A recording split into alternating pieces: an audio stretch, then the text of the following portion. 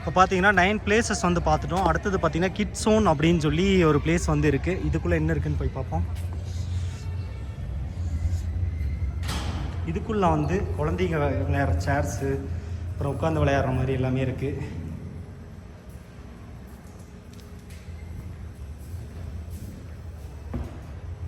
Car,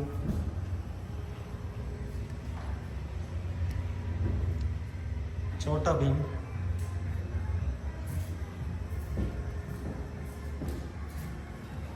ஏக்கா இது jump பண்ணுற மாதிரியா இல்லை சும்மா நார்மலாக இருக்குங்களா?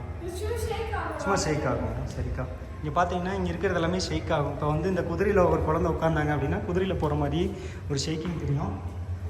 இப்போ கொஞ்சம் ரியாலிட்டியாக இருக்கிற மாதிரியே நல்லாயிருக்கும், வீடியோ கேம் விளையாடுற மாதிரி இருக்கும்.